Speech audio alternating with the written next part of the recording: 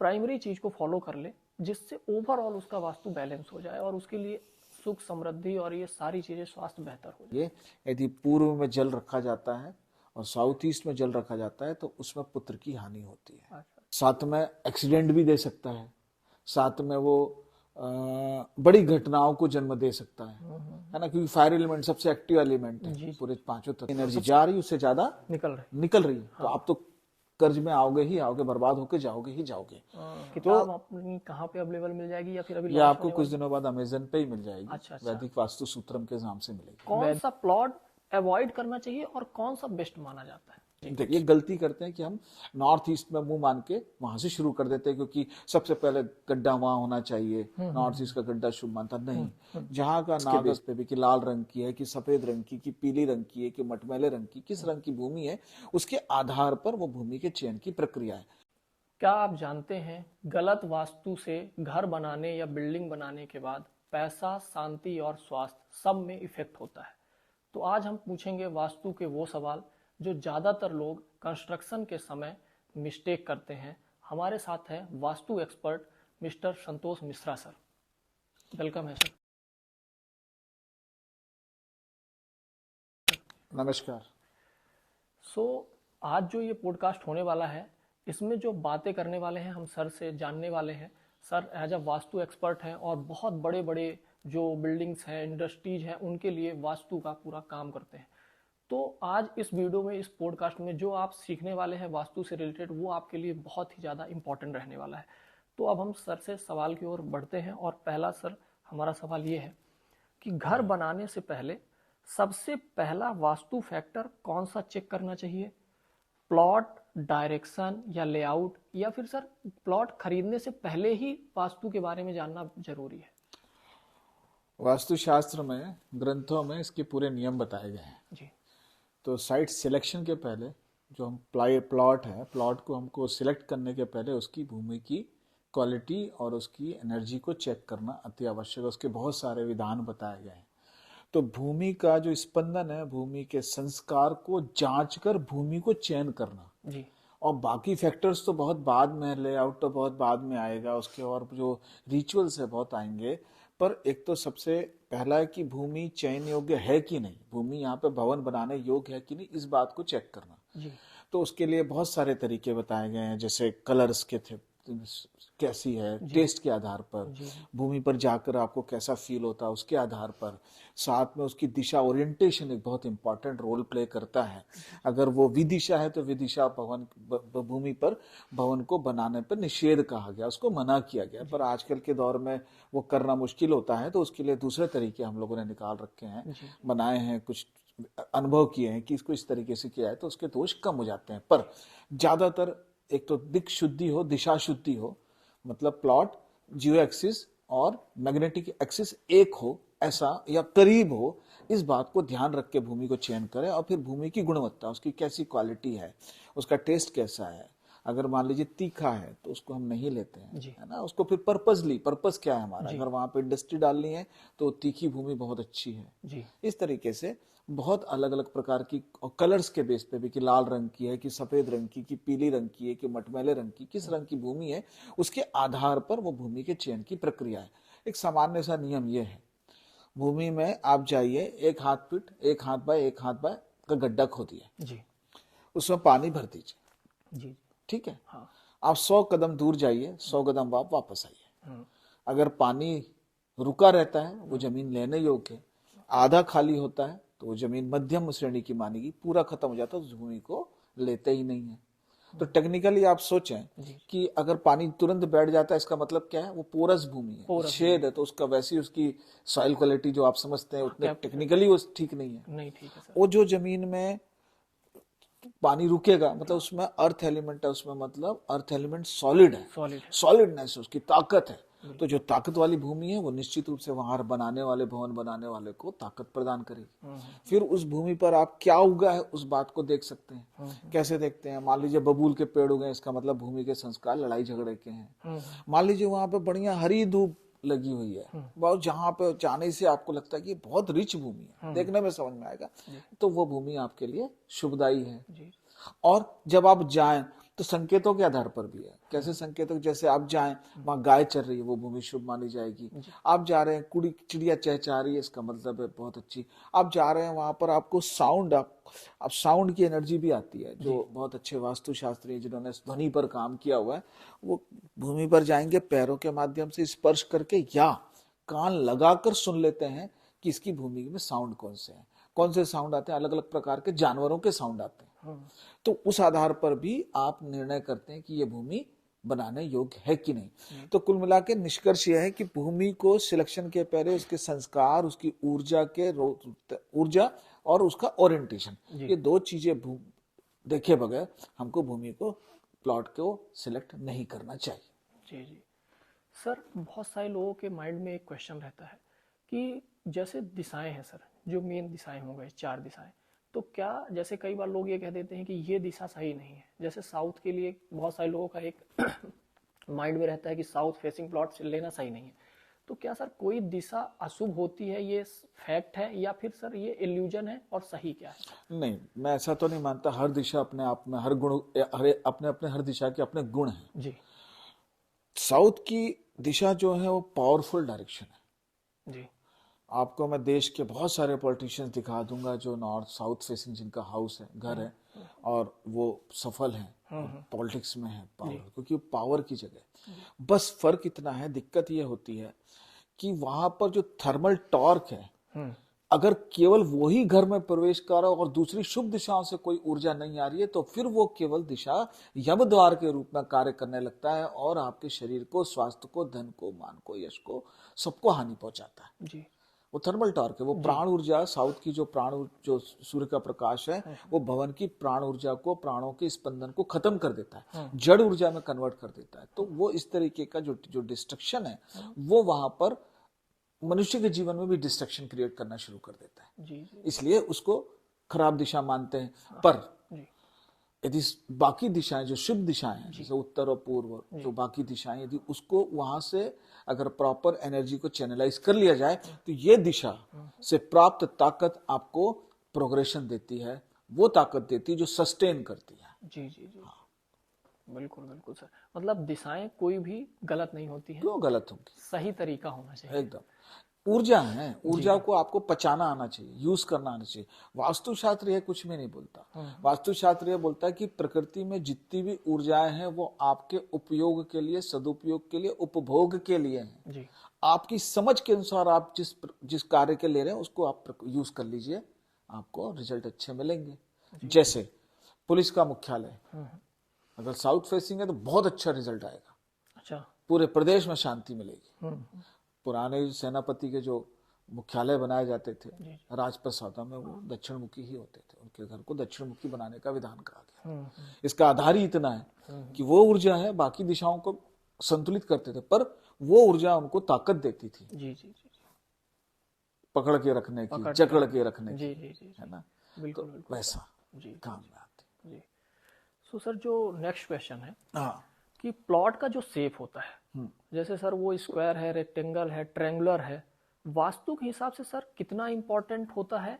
कौन सा plot avoid करना चाहिए और कौन सा बेस्ट माना जाता है? देखिए, स्थापत्य वेद में मूलतः आगम तंत्र प्रक्रिया से इसको लिया गया है। आगम तंत्र प्रक्रिया में मंत्र और आकारों का आधार लेते हुए स्पेस से घटना जीवन में घटाई जाती है।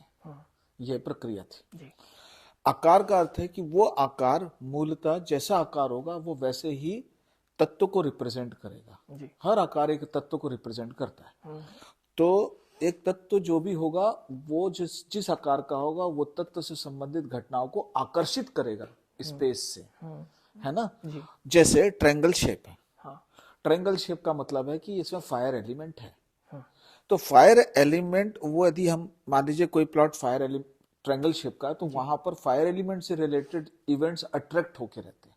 जी पात्र है ना वो। हाँ तो स्पेस से लगा, और पृथ्वी वो नेचुरल पात्र है, जी प्लॉट नेचुरल पात्र है। बिल्कुल बिल्कुल तो वो क्या करेगा, आकाश से लगातार घटनाओं को उस तरीके के आकर्षित करता है। ओके पात्र है वो।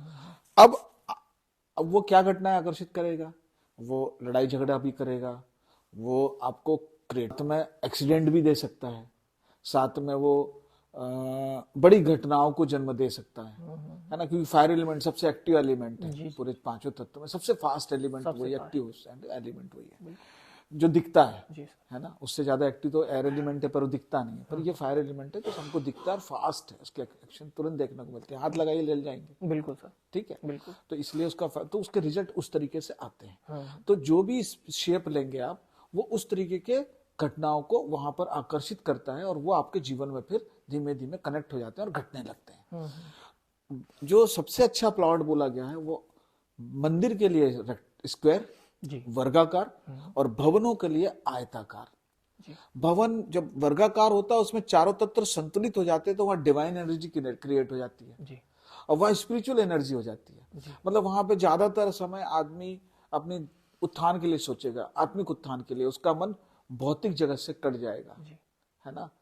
जो रेक्टेंगल प्लॉट होते हैं, जो स्क्वायर प्लॉट होते हैं, इसलिए वहां पर मंदिर प्रसादों के लिए उसको रिकमेंड किया गया। रेक्टेंगल प्लॉट में थोड़ा सा तत्व बराबर एक दूसरे को काउंटर करते हैं, पर थोड़ा फैल जाते हैं, है ना। एक्सिस बड़ी हो जाती है, कोई एक्सिस बड़ी होगी, चाहे ईस्ट वेस्ट बड़ी होगी, चाहे तो थोड़ा फैलने से थोड़ा सा तत्व में बराबर रहते हैं वो, पर उसका आप देखेंगे तो वो थोड़ा सा उनकी मात्रा अपने तरीके से बढ़ जाती है ना।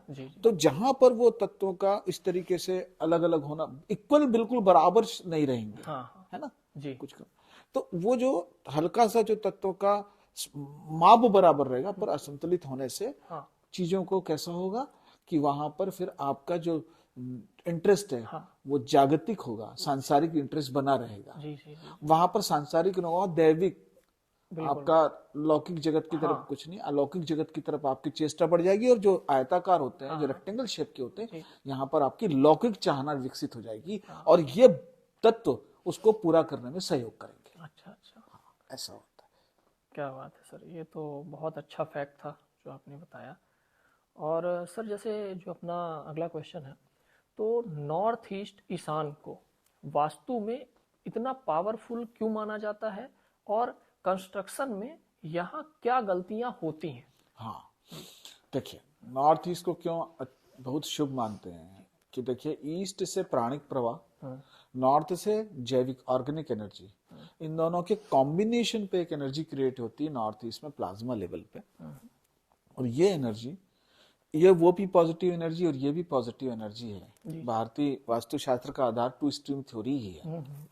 ये दोनों स्ट्रीम मिलके जब नॉर्थ ईस्ट में जो पॉजिटिव एनर्जी बनाती है वो पूरे प्लॉट में सबसे ज्यादा पॉजिटिव होती है। सनराइज होता है, सबसे ज्यादा पहली किरण उसकी नॉर्थ ईस्ट में ही पड़ेगी। वहां पे हम वाटर एलिमेंट भी रखते हैं जो क्रिस्टल का काम करते हैं और एनर्जी को और एम्फेसाइज कर देते हैं। नॉर्थ से पूरा फ्लक्स आ रहा है और दोनों मिलकर एक डिवाइन एनर्जी क्रिएट करती है और धरती उस 23 डिग्री झुकी हुई भी है, तो एक फ्लक्स क्रिएट होता है। वो ज्यादा, वो पूरा का पूरा प्रवाह पॉजिटिव होता है। और वो पॉजिटिव, जब ये पॉजिटिव इन्वायरमेंट क्रिएट होता है तो ये नॉर्थ ईस्ट से जो चलने वाला, शुरू होने वाला प्रवाह क्लॉकवाइज चलता है। और उस जिस भवन में भी क्लॉकवाइज एनर्जी चलती है, उस भवन की ऊर्जा वहां पर कंस्ट्रक्टिव इन्वायरमेंट क्रिएट करती है। और जितने भी डिस्ट्रक्टिव एनवायरमेंट है वो हट जाते हैं ऑटोमेटिकली। इसलिए वो उसको सोर्स ऑफ एनर्जी बोलते हैं। इसलिए वो नॉर्थ ईस्ट और नॉर्थ ईस्ट को हम सोर्स एनर्जी की तरह ट्रीट करते हैं। और नॉर्थ ईस्ट उसमें सबसे पावरफुल हो जाता है क्योंकि दो धाराओं का संगम है। आप देखिए ये जितनी भी नदियां हैं, जहां पे संगम है वो तीर्थ है सर। इलाहाबाद ले लीजिए और भी जहां पे मिलेंगे, दो धाराओं जहां भी मिलेंगी वो संगम बन जाता है और वहां कुछ ना कुछ निर्माण होता है। जहां कोई चीज दो मिलेंगी वहां निर्माण होगा। जी, बिल्कुल। तो सर इसमें नॉर्थ ईस्ट में जब अपना सबसे अच्छा फेस माना जाता है, पावरफुल माना जाता है, उसके बावजूद भी लोग जो ज्यादातर मेजर गलतियां करते हैं वो क्या होती हैं जिनको अवॉइड करना चाहिए? देखिए नॉर्थ ईस्ट में जनरली अवॉइड करने की, वहां पर वो एक तो सबसे बात है कि बढ़ा हुआ होना चाहिए, पढ़े रहते हैं और बिल्डिंग को बढ़ा देते हैं। अब बिल्डिंग आपने बढ़ाई तो बिल्डिंग के साथ वेट भी बढ़ गया, स्ट्रक्चर भी बढ़ गया। बढ़ा हुआ प्लॉट अच्छा है, बढ़ी हुई बिल्डिंग अच्छी नहीं है। उस जगह पे आपने दरवाजे को अच्छी जगह पे रखो कि एकदम नॉर्थ ईस्ट में कभी भी दरवाजा नहीं लिया जाता जी। वो नॉर्थ ईस्ट का दरवाजा भय क्रिएट करता है। तो आप नॉर्थ ईस्ट जो आप यदि थोड़ा सा शिफ्ट करके लेते तो उस जगह को ब्लॉक कर देते, नहीं, वहां से प्रकाश लेना है हमको, वो आपके काम का है। नॉर्थ की तरफ जो है वहां से भी लाइट लेनी है, उस जगह को हमको हल्का रखना है, लाइट रखना है, उस जगह को हमको नीट एंड क्लीन रखना है। कई लोग वहाँ टॉयलेट्स बना देते हैं, वो बहुत बड़ा दोष क्रिएट करता है। कई लोग बाकी जगह यूज हो जाती है, फिर उनको लगता है कि हमको फर्स्ट फ्लोर में जाना है और हमको नॉर्थ ईस्ट से एंट्री होनी चाहिए, तो नॉर्थ ईस्ट में सीढ़ियां बना देंगे जी। तो वहां पर वो हैवी वेट उन्होंने क्रिएट कर दिया, तो वो नुकसान करने लगता है। तो वहां पर जनरली टॉयलेट्स, स्टेयर्स और डार्कनेस को अवॉइड करना चाहिए। वहां पर हो सके तो फ्लोर लेवल को भी थोड़ा सा स्लो क्रिएट करते करते वहां नीचे कर देंगे तो उसके बहुत शुभ परिणाम मिलते हैं। अच्छा अच्छा, मतलब नॉर्थ ईस्ट वाला हिस्सा थोड़ा सा डाउन रखा है। हाँ बिल्कुल। साउथ ईस्ट और के लेवल उसमें आप विश्वकर्म प्रकाश में नॉर्थ ईस्ट के स्लोप के प्लव के बारे में काफी कहा गया है। हाँ। तो धन, ऐश्वर्य, पुत्र सब प्राप्त होता है। अच्छा अच्छा। पुत्र के लिए स्पेशली लिखा है। इतना यदि छोटा सा काम कर लिया जाए तो आपके वो समस्याओं से निदान मिलता है। जी जी जी। तो सर जो नेक्स्ट क्वेश्चन है अपना कि फाउंडेशन और एक्सकेवेशन जब होता है के टाइम में कौन कौन सी वास्तु गलतियां फ्यूचर में प्रॉब्लम क्रिएट करती हैं, या फिर लोग उस पर ध्यान नहीं देते, इग्नोर कर देते हैं? देखिए, खुदाई की इसको खात बोलते हैं जी। खात के बड़े अच्छे नियमन विश्वकर्म प्रकाश के लगभग सभी ग्रंथों में जो मूल हमारे 18 ऋषियों ने लिखे हैं जी। विश्वकर्म प्रकाश हुआ, मय मतम हुआ, अपराजित प्रच्छा हुई, ये इसमें बहुत समुद्र मनुष्यालय चंद्रिका, इन सब में बहुत अच्छे तरीके से इसका वर्णन मिल गया। बृहद संहिता में भी आपको मिल जाएगा। इसमें है ना खात के कुछ नियम बताए। खात मतलब खोदना जी। तो खात मतलब जो आप खुदाई एक्सकेवेशन की बात कर रहे हैं उसके लिए एक नियम है कि आपको कहाँ से खुदाई शुरू करनी चाहिए। तो नाग का मुंह, तो उन्होंने बोला है कि जहां जहां 4-4 महीने सूर्य, हर 3 महीने का एक सूर्य का, जैसे उन्होंने मान लो एक 3 महीने डिसाइड किया कि 3 महीने इस दिशा में सूर्य रहेगा, 3 महीने उस दिशा में सूर्य रहेगा, 3 महीने, तो जिस दिशा सूर्य है वहां छोड़ के उसके विपरीत दिशा में, उसके बाएं विपरीत दिशा में एक दिशा बताई गई, वो डायग्राम में समझ में आ जाता है। वहां से एक्सकेवेशन स्टार्ट करना चाहिए, नंबर 1 अच्छा स्टार्ट करना चाहिए। ये गलती करते हैं कि हम नॉर्थ ईस्ट में मुंह मान के वहां से शुरू कर देते हैं, क्योंकि सबसे पहले गड्ढा वहां होना चाहिए, नॉर्थ ईस्ट का गड्ढा शुभ मानता नहीं। जहां का नाग का मुंह है, राहु प्रक्रिया बोलते हैं उसको ना, राहु खात खनन प्रक्रिया है वो, तो राहु मुख प्रक्रिया है वो, तो उसको जहां पर होने से वहां पर खात करने से नुकसान हो जाता है। एक ये प्रक्रिया बताई गई। फाउंडेशन के लिए बहुत अच्छा सूत्र आपको हर उसमें मिलेगा।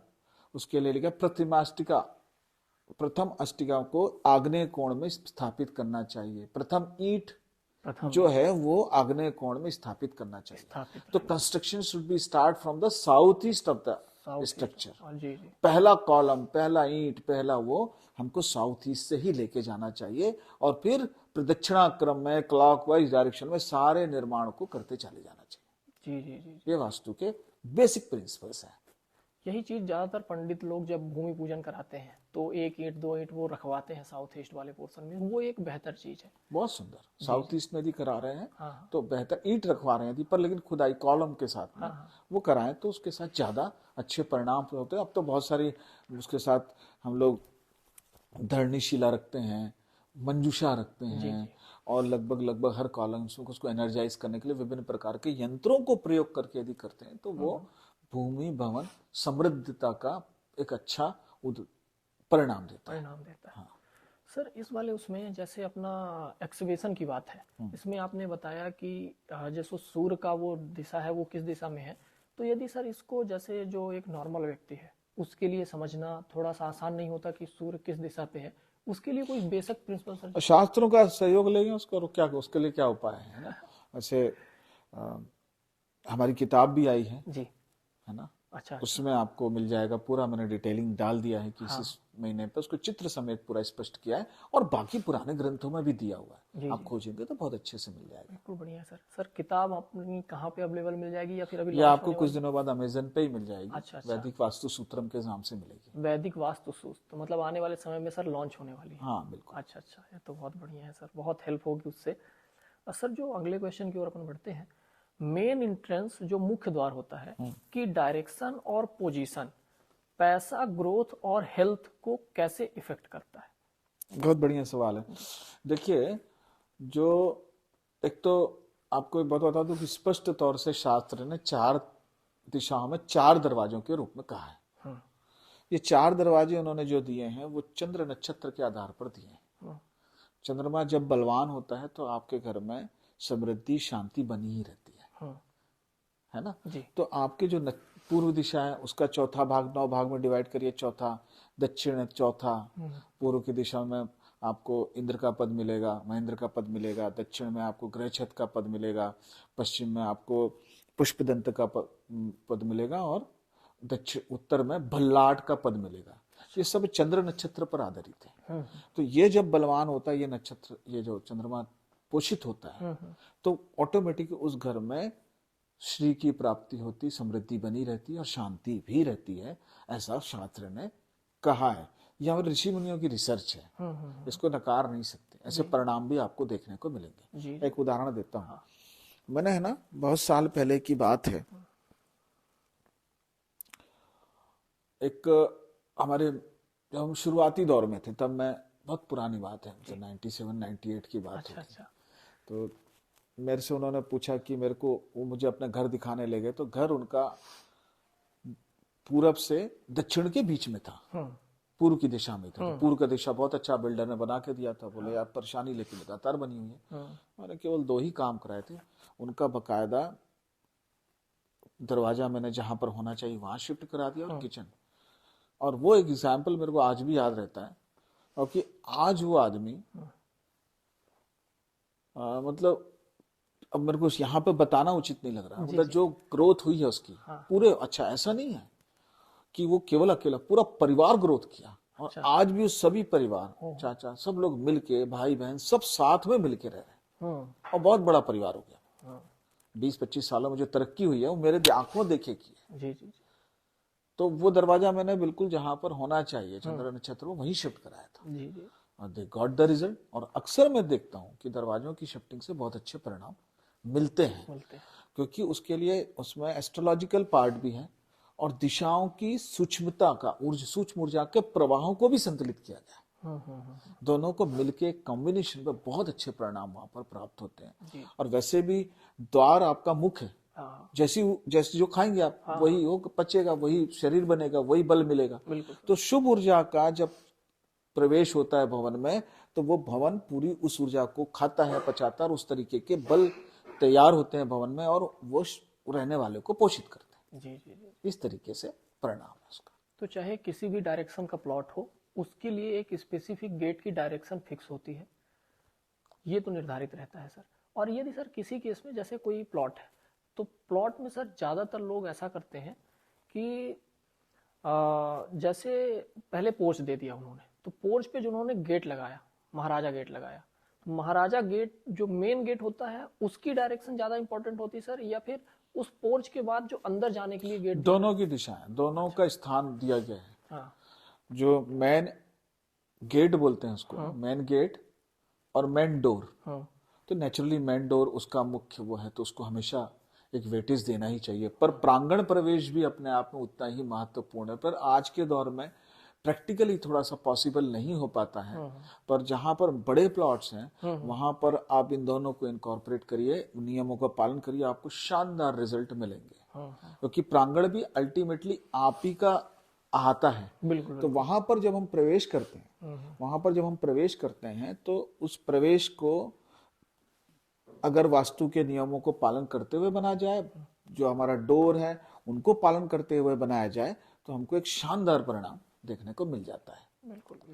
जो मुख्य भवन प्रवेश है, मुख्य भवन का जो प्रवेश है उसको सिंह द्वार बोलते हैं। सिंह द्वार के लिए थोड़ा ज्यादा इंपॉर्टेंस वास्तुशास्त्र में दिया गया है। जी। तो सर सिंह द्वार वैसे क्या कहलाता है? कोई भी मेन गेट वो सिंह द्वार ही कहलाता है? गेट नहीं, डोर। डोर किसी भी प्लॉट का जो मेन डोर होता है वो सिंह द्वार के रूप में बोलते हैं। और वो भवन अब बिल्डिंग में सबसे बड़ा होना चाहिए, सबसे बड़ा। उसके जो बिल्डिंग अगर वो नहीं और कोई दूसरा गेट आपने बड़ा बना दिया है तो आपको रिजल्ट। मैं अभी गया था हरियाणा, तो एक मित्र मेरे मकान ले रहे थे, तो उन्होंने दिखाया, तो मैं जब जाके देखा तो सामने का जो दरवाजा था वो था 4-5 फीट का, और पीछे का दरवाजा 10 फीट का था, 8 फीट का दरवाजा, बहुत बड़ा दरवाजा बनाया था उन्होंने। किस पर्पज से बनाया मुझे समझ में नहीं बनाया। मैंने बार बार देखा, समझ 2-3 बार उनको बोला कि, फिर मैंने पूछा कि ये किसका मकान था, तो उन्होंने बताया कि ये एक नेताजी का मकान था। मैंने नेताजी क्या कर गए? बोले बेच गए। मैंने क्यों बेच गए? बोले वो चुनाव लड़े थे। मैंने उन्हें क्या था, कोई एक नेताजी थे, वो चुनाव के पहले वाले काफी पहले से मकान था, और आके वहां लड़े और करोड़ों रुपए बर्बाद करके वहां से चले गए। और मैंने मना भी किया कि इस मकान को मत लीजिए या फिर करेक्शन करिए, क्योंकि ये छोटा मुंह सामने है और बड़ा मुंह पीछे है, तो आप जितनी एनर्जी जा रही उससे ज्यादा निकल रही है, तो आप तो कर्ज में आओगे ही आओगे, बर्बाद होके जाओगे ही जाओगे। तो मुख्य द्वार को आपको हमेशा बड़ा और पीछे छोटा ऐसा रखना चाहिए। जी जी। सर, जो किचन होता है, बेडरूम और टॉयलेट का प्लेसमेंट अगर गलत हो जाए तो उसके क्या निगेटिव इफेक्ट होते हैं, और सर उसको यदि गलत हो गया तो फिर मैनेज कैसे करना है? हाँ, देखिए अभी कैसा है कि किचन, टॉयलेट और बेडरूम्स अगर गलत प्लेसमेंट है, इसमें है ना हमारे वास्तुशास्त्र में 16 क्षेत्र विन्यास बताए गए हैं, और पर्टिकुलर डायरेक्शन उसको भी बांट दिया है। मतलब 8 डायरेक्शन है, 8 को भी 16 में कर दिया है। उस 16 को के जो बीच के जो एरिया है, डायरेक्शन के अगल का एरिया, बगल, इसको हम क्षेत्र बोलते हैं, है ना। तो ये अगल बगल का जो एरिया है, इन क्षेत्र में अगर नहीं है वो, तो इसका मतलब है कि वो एक्टिविटी डिसाइड गई है वहां की ऊर्जा को देखते हुए, वहां के ग्रह को देखते हुए, वहां के तत्व को देखते हुए, है ना, वहां की ऊर्जा को देखते हुए डिसाइड किया है। अगर उससे विपरीत कोई कार्य हो रहा है, तो इसका मतलब है वो मैच नहीं करेगा, रेजोनेट नहीं होगा, तो उसके विपरीत हमको परिणाम मिलेंगे। अक्सर हो जाता है, क्योंकि आजकल की प्लानिंग की यूटिलिटी के हिसाब से ज्यादा है जी। और खासकर ये वेस्टर्न आर्किटेक्चर पढ़े हुए जो लोग हैं ना, ये यूटिलिटी को, मतलब सुविधाओं को ज्यादा देखते हैं। ये ऊर्जा के कंसेप्ट को, एनर्जी कंसेप्ट को इनको पकड़ में नहीं आता, क्योंकि पढ़ाया भी नहीं, उनका दोष ही नहीं है। मतलब आप देखो ना, एक आर्किटेक्ट, वेस्टर्न हमारा जो आर्किटेक्चर चल रहा है, इसमें वो किस चीज को ज्यादा वेटेज, लाइट को वेटेज देते हैं और एयर को वेटेज देते हैं, बिल्कुल, है ना। बिल्कुल सर। और लाइट भी, जो लाइट इनको बिजली बचा सके उस बात को देते हैं। पर उनको ये समझ में नहीं आता है कि वेस्ट में वहां पर ठंड ज्यादा पड़ती है, तो लाइट अगर ज्यादा ले भी लेंगे तो उतना नुकसान नहीं करेंगे जितना भारत देश में करेगी वो। हम 3 महीने 2 महीने के बाद तो ठंड रहती नहीं है यहाँ, है ना। तो वो ठंड, वो गर्मी, वो इतना इतना हमारे जो वो जो सिंक जोन है, सिंक जोन एक्टिव करने से हमको कितना नुकसान होगा, क्योंकि वो एंटी क्लॉकवाइज मूवमेंट शुरू हो जाएगा एनर्जी का, और वो हमको डिस्ट्रक्शन में ले जाके खड़ा करेगी, है ना। तो अब हमको जो हम बात कर रहे हैं एनर्जी वाइज जो बात कर रहे हैं, वो उनका वो रेजोनेंस वाली थ्योरी को समझते नहीं है, तो प्लानिंग हो जाती है, विपरीत जगह पे बेडरूम बने जाते हैं, वो कर लेते हैं। उसके लिए क्या है, फिर हमको एनर्जी बैलेंसिंग के प्रिंसिपल को फॉलो करना पड़ता है। उसके लिए रत्न है, उसके लिए यंत्र है, उसके लिए धातुएं हैं, तांबा है ना, जिंक है, उसके लिए चांदी है, उसके लिए सोना है, उसके लिए लेड है ना, लोहा है। इस आधार पर एनर्जी के प्रिंसिपल से हमको एनर्जी कट करने की, एनर्जी इनहेंस करने के लिए रत्न डाले जाते हैं। उसके आधार पर उस भवन के ऑरा को स्टेबल करना पड़ता है। अगर वो चीज वहां की संतुलित हो जाती है, तो वहां पर जैसी ऑरा, वहां का जो इन्वायरमेंट है, वहां का जो कंपन है, वहां का जो स्पंदन, प्राण वायु जो है ना, वो बैलेंस हो जाती है, तो ऑटोमेटिकली वो दोष दूर हो जाते हैं। पर फिर भी वो जो ओरिजिनल चीज होगी, उतना होने में, उसके सही होने पे ज्यादा अच्छे रिजल्ट मिलेंगे। ये एक रेमेडी है और ये बैलेंसिंग मेथड है। बिल्कुल बिल्कुल सर। सर, ज्यादातर लोगों को एक डाउट रहता है कि घर में जो बोरवेल जब वो कराते हैं, तो या तो वो चूज कर लिए ईशान कोण, या तो फिर आर्किटेक्चर में भी देखा जाए सर, तो ईशान कोण को ज्यादातर प्रेफर कर दिया जाता है पूजा या वाटर के लिए। या फिर सर कुछ लोग ऐसा होता है कि जो नारियल से विचार कराते हैं। जैसे अभी मैं सर एक प्लॉट में लेआउट कराने गया था, तो मैं नक्शा बनाया, जब लेआउट कराने गया तो मैंने देखा कि जो ऑनर थे, उन्होंने किसी से विचार करके नारियल से, तो जब उनका बोर का जो डायरेक्शन उन्होंने बताया, तो वो सर मिडिल ऑफ साउथ गया था उनका। तो नॉर्थ ईस्ट तो उन्होंने कराया नहीं, मिडिल ऑफ साउथ कराया। तो क्या चीज सही है सर, और क्या चीज में कैसे बेहतर किया जा सकता है? देखिए, मैं आपको बताऊं कि अगर साउथ में गड्ढा है जी, साउथ में बोर है, कुआं है, तो शास्त्र में उसके बोले कि आपको असाध्य रोग होंगे। सूत्र दिया, असाध्य रोग जी, मतलब आपको नहीं, बड़ा असाध्य रोग तो छोटा शब्द है, मतलब ऐसा रोग होगा जो आपको पता ही नहीं चलेगा क्या रोग है।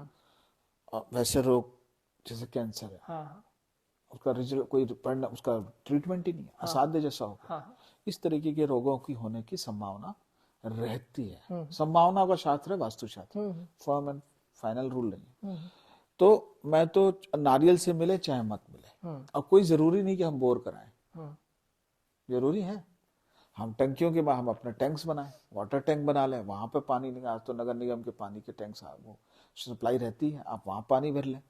और नॉर्थ ईस्ट में ही पानी का विधान है, तो इसलिए विपरीत जगह पे यदि हम कराते हैं, नारियल से कराएं चाहे किसी और चीज से कराएं, अगर विपरीत जगह में पानी है तो उसके विपरीत परिणाम आपको भोगने ही होंगे। उसका कोई बहुत दूसरा कोई उपाय है नहीं सिवाय इस बात के कि उससे गहरा, अगर साउथ में बोर है तो उससे गहरा एक बोर आप नॉर्थ में करा दीजिए, नॉर्थ ईस्ट में करा दीजिए, तो डिप्रेशन जो पार्ट है वो रिड्यूस होगा, पानी का कोई वो नहीं होगा।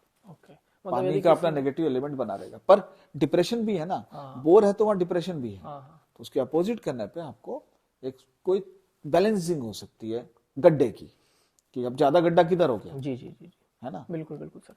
तो ये तो एक अच्छा आपने ऑप्शन बता दिया। दूसरा सर क्या होता है कि जैसे लोगों के प्लॉट बड़े छोटे होते हैं, जैसे सर किसी का 20 बाई 50 का प्लॉट है, 1000 स्क्वायर फीट, उसकी रिक्वायरमेंट्स ज़्यादा है, और उसका सर जो प्लॉट है वो उसकी फेसिंग या तो वेस्ट है या तो साउथ है। उस केस में सर जो उसका नॉर्थ ईस्ट वाला हिस्सा जाता है वो पीछे चला जाता है, और मैक्सिमम पीछे वाले हिस्से से लोग क्या करते हैं कि वहां से हम कवर कर ले, ताकि जो पीछे वाला बना रहा है तो सेफ्टी पर्पज को भी लेके, और बहुत सारी चीज़ें होती हैं उनके मन में, तो उधर सर वो ओपन कर नहीं पाते हैं बोर देने के लिए, बाकी चीज़ों के लिए, तो वो फ्रंट पे बोर करना पसंद करते हैं, कभी गड़बड़ हुआ तो उसको निकाल के सुधरवा सके। वो करते जरूर है पर उसके उस तरीके से परिणाम को भोगने ही पड़ेंगे। अच्छा अच्छा, आप इसको एक्सक्यूज नहीं कर सकते। हाँ मतलब उसको हमेशा ज्यादा से ज्यादा आप ये काम कर सकते हो कि वहां पर जैसे साउथ में आपने गड्ढे, तो वहां अर्थ एलिमेंट बढ़ा दो, मतलब मेटल भी बढ़ा दो अर्थ एलिमेंट से रिलेटेड, और उससे कोशिश करो कि वहां पर अर्थ एलिमेंट की कुछ प्रॉपर्टी जैसे पेबल्स वगैरह यूज कर लो, तो उससे कुछ वो एब्सॉर्ब कर ले, तो इसकी गारंटी नहीं है। अच्छा अच्छा, मतलब प्रयास हमेशा यही रखना चाहिए कि आप ईशान कोण पे ही ईशान कोण पे तो नहीं, थोड़ा सा शिफ्ट करके करते, कॉर्नर पे कभी भी नहीं किया जाता। अच्छा अच्छा, शिफ्ट करके, राइट राइट, तो थोड़ा शिफ्ट करके ही बनाते हैं। जी जी जी। सर एक डाउट ज़्यादातर लोगों को ये रहता है कि जैसे किचन से कोई वॉल जुड़ी हुई है वॉशरूम की या टॉयलेट की, तो क्या ये, कई लोग ऐसा जस्टिफाई करते हैं कि जहाँ पे किचन का प्लेटफॉर्म जिस वॉल पे जा रहा है वो वॉल आपके वॉशरूम की वॉल से अटैच नहीं हो रही है, तो क्या ये गलत है सर, ये नहीं देना चाहिए, या फिर ये बैलेंस किया जा सकता है? देखिए, हम भारतीय लोग है ना बहुत आस्था विधि से चलते हैं, जी जी, तो मैं उस हिसाब से मानता हूँ कि वो गलत ही है। अच्छा जी, गलत ही है, दूर ही रखे सर तो बेहतर है। ठीक है, गलत है, उसको आगे करते हैं। और सर जो स्टेयरकेस की डायरेक्शन और लोकेशन का वास्तु में क्या रोल है, गलत स्टेयरकेस से क्या प्रॉब्लम होती है? देखिए, स्टेयर्स को वास्तुशास्त्र में ग्रंथों में वेस्ट में, नॉर्थ वेस्ट में रिकमेंड किया गया है। वैसे तो उसमें यह भी कहा गया कि सभी दिशाओं में ले सकते हैं, पर ये कब किन के लिए है? बड़े भवन, बड़े भवन है। देखिए, पहले तो स्टेयर्स की प्रॉपर्टीज समझते हैं। दो चीज वहां पे क्रिएट होती है, एक तो लोड क्रिएट होता है, स्ट्रेस क्रिएट होता है, वजन, क्योंकि उसमें एक बीम चलती है और उस पर लोड आता है पूरा, तो स्ट्रेस क्रिएट होता है। वो पेनिट्रेट भी करता है जगह को, तो कीलक की तरह भी काम करता है, करेगा। इसके बाद उसका जो मूवमेंट्स है वो पर्टिकुलरली, वो जो मूवमेंट है ना, वो किस तरीके से काम करेगा, वो भी इसी तरीके से काम करता है। वहां पे जो एनर्जी फ्लो है ना, जिस तरीके की वो स्टेयर्स होंगी वैसा एनर्जी फ्लो करेगा। हमारे वास्तु शास्त्र में एक बहुत क्लियर संदेश है, उसका लॉजिक कुछ भी लगा लो आप, क्लियर मेंशन किया हो कि जिस भी दिशा में स्टेयर्स होंगी वो प्रदक्षिणा क्रम में ही होंगी, प्रदक्षिणा मतलब क्लॉकवाइज, क्लियर, एक पार्ट क्लियर हुआ। जी जी। अब छोटे भवन है, प्रैक्टिकली समझिए, छोटे भवन में अगर मैं इसकी पॉजिटिव डायरेक्शन जो मैं बोलता हूँ ईस्ट नॉर्थ ईस्ट नॉर्थ, अगर वहां पर इसको बना देता हूँ तो वहां पर ये अर्थ एलिमेंट शिफ्ट हो गया, ठीक है, बिल्कुल सर। और यदि एंटी क्लॉकवाइज है तो नेगेटिव, एंटी क्लॉकवाइज बनाता हूँ तो एंटी एनर्जी भी वैसी क्रिएट होगी। तो ये तो पूरा का पूरा हमारे वास्तु को डैमेज कर दिया इसने, डैमेज कर दिया, पूरी एनर्जी को इसने डैमेज कर दिया। अब हम घर में बाकी चीजें कुछ भी अच्छा करते रहे, वो एक हमारा कोड बना ही हुआ है ना, बिल्कुल बिल्कुल सर। तो उसको कैसे हटाएं?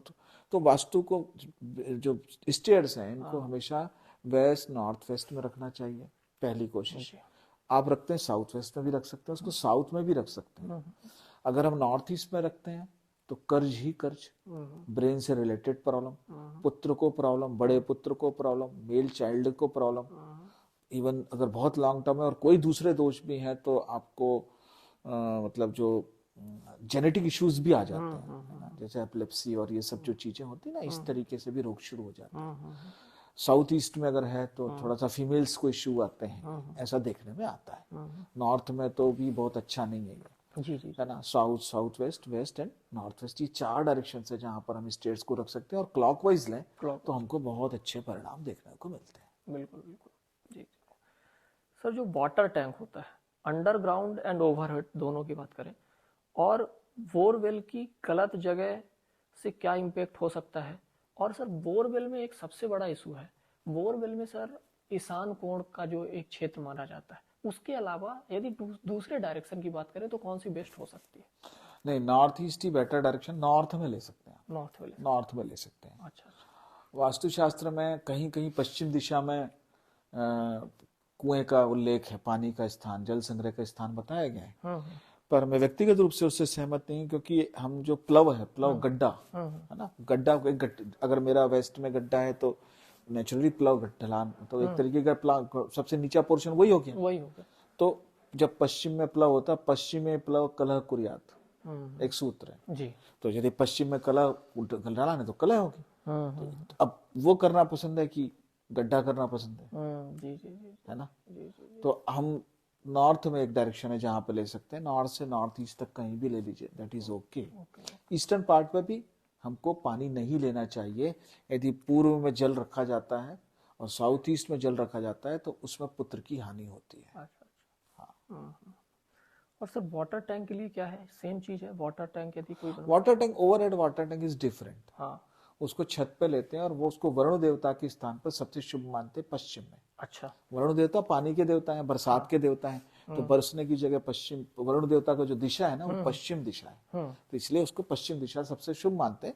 आप ऊपर, लेकिन उसका लोड भी होता है, टैंक भी बनता है, तो उस प्रॉपर्टी को यूज करने के लिए 2 तरीके से यूज करते हैं। तो तत्व की प्रॉपर्टी, साथ में उसके साथ में जो बाय प्रोडक्ट्स हैं, लोड है, स्ट्रक्चर है, क्योंकि आपने सीमेंट की टंकी बनाई हुई है, वो भी स्ट्रक्चर है ना, तो फिर हायर वो वेट क्रिएट करता है। तो उसको यदि यूज करना है तो आप साउथ वेस्ट में बना लीजिए। तो वेस्ट से लेके साउथ वेस्ट तक कहीं भी आप ले लीजिए। साउथ में नहीं ले सकते, साउथ ईस्ट में नहीं ले सकते, नॉर्थ ईस्ट में नहीं ले सकते, नॉर्थ में नहीं ले सकते, नॉर्थ वेस्ट में नहीं ले सकते। जी जी। और सर जो ये प्लास्टिक की टंकी लोग रख देते हैं, जो जर्नल पानी यूज रहता है उनका, वो वेस्ट फेस में बेहतर रहेगा या फिर? हाँ, वो भी चलेगा। नॉर्थ ईस्ट में भी रखा जा सकता है सर, जैसे पानी का? नॉर्थ ईस्ट में पानी रख सकते, underground tank is very good in north east. Okay, underground sir. हाँ, ओवरहेड तो ओवरहेड वेस्ट और वो वाले हिस्से में वेस्ट और साउथ वेस्ट का एरिया, क्योंकि एक लोड भी क्रिएट करता है सर वो। जी जी। सर अगर घर ऑलरेडी बन चुका हो और वास्तु डिफेक्ट्स हो तो बिना तोड़ फोड़ के कौन से इफेक्टिव रेमेडीज पॉसिबल है? मैं जो समझ में आता है कि एनर्जी बैलेंसिंग वाला जो मेथड है, एक तो बिना तोड़ फोड़ के, तो फिर धातुओं को प्रयोग करके और रत्नों को प्रयोग करके आप बहुत अच्छे रिजल्ट ले सकते हो। मैं व्यक्तिगत तौर से ऐसा ही करता हूँ। देखिए, रत्नाध्याय गर्भ विन्यास में रत्नों को रखने का गर्भ में बताया गया है। तो नए बने मकानों में आप फ्लोर पे यदि आप रत्नों को डालते हैं यंत्रों के साथ में, तो वो क्या करता है, एक तरीके का रिफ्लेक्शन है, कॉस्मिक रिफ्लेक्शन है ना। और जब वो तैयार होता है तो उसमें क्लॉकवाइज मूवमेंट एनर्जी की होने लगती है, और जो साउंड एनर्जी क्रिएट होती है वो बेसिकली वो वास्तु पुरुष को भी सक्रिय करता है। तो वास्तु पुरुष एक कल्पना ही है बेसिकली, पर वो एक एनर्जी की लेयर उसको भी सक्रिय करता है। दूसरा, वो मतलब जो हमारा सोलर सिस्टम है ना, उसका रिफ्लेक्शन है वो रत्नों का जो जो हमने सेटअप तैयार किया ना जमीन में डाल के, वो उसका रिफ्लेक्शन। जब यहाँ पर भी वही कॉस्मिक रिफ्लेक्शन शुरू हो जाता है तो ये मान के चलिए वहां पे ओम का वर्ड के साथ में रेजोनेट होने लगता है। ओम क्या है, अनहत नाद है, और ये यहाँ पर जो साउंड क्रिएट हो रहा है, जो एनर्जी क्रिएट, जो शब्द क्रिएट होता है, अब ये उसके साथ मैच होना चाहता है। तो क्या करेगा, उठेगी एनर्जी। जैसी एनर्जी उठने शुरू हुई तो फिर वो ऑटोमेटिकली उसके जो पूरे इस घर के जो प्राण है, प्राण ऊर्जा है, जो प्राण स्पंदन है, जो जड़ ऊर्जा, उसके कंपन है, वो ऑटोमेटिकली पॉजिटिव फ्लो में चले जाते हैं। जी जी जी। तो बहुत पावरफुल चीज है वो। जी, राइट राइट सर। तो सर आज के जो मॉडर्न फ्लैट्स हैं, अपार्टमेंट हैं, और कॉमर्शियल बिल्डिंग्स हैं, इंडस्ट्रियल है सर, में वास्तु कैसे अप्लाई किया जा सकता है प्रैक्टिकली सर, और क्या वहाँ पे भी वास्तु का इम्पोर्टेंस है कितना? बिल्कुल, फ्लैट्स में वास्तु का, आप क्या फ्लैट में जाएंगे तो क्या आपके पास आप हवा लेना छोड़ ऑक्सीजन नहीं लेंगे? बिल्कुल बिल्कुल सर। वहां पे पानी का प्रयोग नहीं करेंगे, वहां पे लाइट नहीं आएगी, वहां पे आप जिस फ्लोर पे ले रहे हो अर्थ एलिमेंट नहीं है। बिल्कुल बिल्कुल तो ये पंच तत्वों से तो इस प्रकृति में रहते हो, आप कभी बाहर नहीं जा सकते, जी है ना? ऐसे ही है। जी जी बिल्कुल बिल्कुल। तो इसका मतलब इतना ही है कि हमको जहां भी है, हमको ये जो प्रकृति के नियम है इनको पालन करना ही है, अगर वास्तु को मान रहे हैं तो। अब वास्तु फ्लैट्स में कैसे माने? हाँ सर, तो क्योंकि दो वो चीजें पहले हैं। से बने होते हैं तो लोगों को थोड़ा इशू जाता है, क्योंकि पहले से बने। दो चीजें हैं कि जिस फ्लैट में कोशिश ये करी जाए, अब तो बिल्डर्स लोग थोड़ा मानने लग गए। हाँ एक तो तीन फैक्टर्स हैं बेसिकली, कि एक तो एनर्जी चैनलाइजेशन करें। एनर्जी चैनलाइज कैसे? नॉर्थ और ईस्ट की एनर्जी को ज्यादा ओपनिंग दें उस फ्लैट में, वहां से लाइट आने दें, वहां बालकनीज दें, वहां पे लाइट को आने दें, ठीक है? वहां पे द्वार का बहुत महत्व नहीं हो जाता फ्लैट में, क्योंकि वो सेकेंडरी गेट है। जी, मेन जो आपकी एंट्रेंस है वो काम कर रही है बिल्डिंग की, वो सेकेंडरी गेट, इतना सा गेट है, उतना काम है। वहां पर जो मेन काम करेगा एनर्जी, जो नॉर्थ ईस्ट से एनर्जी यदि आ रही है तो वो बहुत बेटर है, ज्यादा आ रही तो और अच्छा है।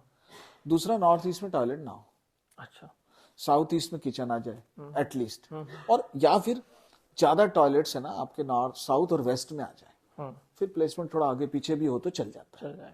हाँ, तो ऊर्जा प्रवाह का सिद्धांत वहां पकड़ में आ जाए तो, और फ्लैट ज्यादा कोशिश करें कि उसमें कट्स मिनिमम हो।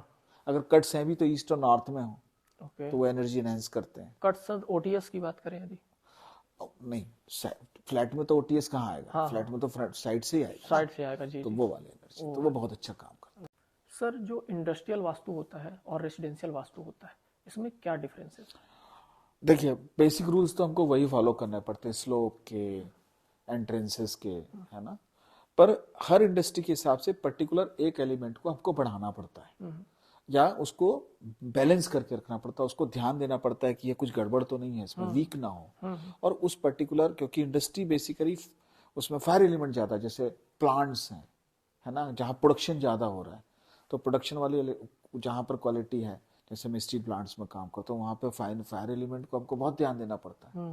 वो फायर एलिमेंट यदि वहाँ वीक है, सही जगह नहीं, तो वो कितना भी कर लीजिए आप चलेगी नहीं, है ना? जी जी। तो इस तरीके से अलग अलग केमिकल्स की हैं, तो उसमें दूसरा हमको देखना पड़ेगा, उसमें रस तत्व को देखना पड़ता है, तो हमको उसको नॉर्थ डायरेक्शन देखनी पड़ती है कि यहाँ पर वो कैसी ठीक है कि नहीं। अगर वो नहीं है तो उस डायरेक्शन को हमको एनहेंस करना पड़ता है, उसको प्रॉपरली से उसके दोष दूर करने पड़ते हैं, तो रिजल्ट आ जाते हैं। तो पर्टिकुलर एलिमेंट्स और एक्टिविटी को देख के, और साथ में कुछ हम लोग ग्रहों से भी उसको कनेक्शन देते हैं, और वो करके फिर पूरी फैक्ट्री का प्लान करते हैं, तो उसके रिजल्ट हमको बहुत अच्छे मिलते हैं। जी जी। बाकी बेसिक रूल्स तो जो है वही फॉलो करने पड़ते हैं, ये काम करता है। जी जी जी जी। सर, अपने फाइनल क्वेश्चन की ओर जाते हैं जी। उसमें सर, जैसे बहुत पूरा वास्तु बहुत विस्तार से वास्तु है, और आज के समय में जिस तरह से शहरीकरण बढ़ रहा है, सबके छोटे छोटे प्लॉट्स हो रहे हैं, तो एक व्यक्ति ऐसी कौन सी प्राइमरी चीज को फॉलो कर ले जिससे ओवरऑल उसका वास्तु बैलेंस हो जाए और उसके लिए सुख समृद्धि और ये सारी चीजें, स्वास्थ्य बेहतर हो जाए? देखिए, वास्तु में तो सभी नियमों को पालन करना ही सबसे उचित है, पर यदि आप नहीं कर पा रहे हैं, बहुत सारी दिक्कतें हैं, तो आप इतना सुनिश्चित करिए कि घर में उत्तर पूर्व और उत्तर पूर्व से प्रकाश अच्छा आए, दक्षिण पश्चिम और दक्षिण पश्चिम से प्रकाश की मात्रा कम हो। अगर जिस घर में ये भी आ जाता है, उस घर में सुख समृद्धि की संभावनाएं बढ़ जाती हैं, तथा अन्य वास्तु दोष रिड्यूस हो जाते हैं, निगलिफाई हो जाते हैं, थोड़े उस स्तर पर परेशान नहीं कर पाते जितना इनको करना चाहिए। तो मूल ऊर्जाओं, जो स्रोत हैं हमारे पास, जो नैसर्गिक ऊर्जा हैं, उनको जितना ज्यादा हम चैनलाइज करेंगे। अच्छा, ये ऊर्जाएं केवल चार्ज नहीं करती, ये क्लींजिंग भी करती इन्वायरमेंट का। बाय चांस किसी तत्व के दोष के कारण कोई नेगेटिविटी क्रिएट हो रही है, और अगर दूसरी तरफ से ऊर्जा प्रवाह संतुलित बड़ा अच्छा आ रहा है, प्रॉपर आ रहा है, चैनल हो रहा है, तो उस एनर्जी को सबसाइड कर देगा, खत्म कर देगा, या दबा देगा, या कमजोर कर देगा। हाँ, तो ये एक अच्छा गुण हमारे प्रकृति में है और प्रकृति के उस गुण को समझा है कि इसमें डिस्ट्रक्टिव एनर्जी भी है और इसमें कंस्ट्रक्टिव एनर्जी भी है। इसमें शोषण की भी ताकत है, इसमें पोषण की भी ताकत है, इसमें एनहेंस करने की भी ताकत है और इसको गिराने की भी ताकत है। तो उस दोनों ऊर्जाओं को समझते हुए हम लोगों ने वास्तु का जो हमारे ऋषियों ने जो चैनल किया है ना, वो शानदार है। उसमें प्रकाश का और चुंबकीयता का यदि प्रयोग किया जाए तो बहुत अच्छे से वास्तु को सजाया जा सकता है। बिल्कुल बिल्कुल। तो जिस तरह से सारे क्वेश्चंस और उसके बहुत अच्छे तरीके से सर ने आंसर दिए, वास्तु रिलेटेड आपको बहुत अच्छी इंपॉर्टेंट इंसाइट मिली होगी। यदि आपको कुछ लगता है कि कुछ छूट गया, कुछ आपके क्वेश्चन और है, कुछ डाउट है, तो आप कमेंट सेक्शन पे भी ऐड कर दीजिएगा अपने क्वेश्चन। हम नेक्स्ट सेशन सर के साथ करेंगे। यदि आपके क्वेश्चंस आते हैं, आप और भी डीप में जानना चाहते हैं, और कुछ समय बाद सर की एक वास्तु रिलेटेड बुक भी आने वाली है, वो आपको बहुत कुछ हेल्प करने वाली है। जो सर ने बताया उसको आप प्रैक्टिकली समझ पाओगे बुक के माध्यम से, और जब वो लॉन्च होगी तब हम आपको इन्फॉर्म भी करेंगे वीडियो के माध्यम से। यदि आपके कोई डाउट है वास्तु से रिलेटेड, आप कमेंट करिए। हम सर के साथ एक नेक्स्ट पॉडकास्ट शूट करेंगे जिसमें आपके सारे क्वेश्चंस को भी हम लेंगे। और आज के जितने भी क्वेश्चन थे, आई होप आपको बहुत कुछ इससे हेल्प मिली होगी वास्तु रिलेटेड। और सर ने एक नए तरीके से वास्तु को समझाया है, जो कॉन्सेप्ट है उसको सही तरीके से बताया है, उसका यूज क्या है और उसका कितना पावरफुल है, उसके इफेक्ट कितने हैं। तो सर बहुत बहुत धन्यवाद आपका, आपने समय दिया, अपना कीमती समय दिया और इतने अच्छे तरीके से आपने ऑडियंस के लिए सारी चीज़ें बताई। बहुत बहुत धन्यवाद सर। नमस्कार, बहुत बहुत धन्यवाद। नमस्कार।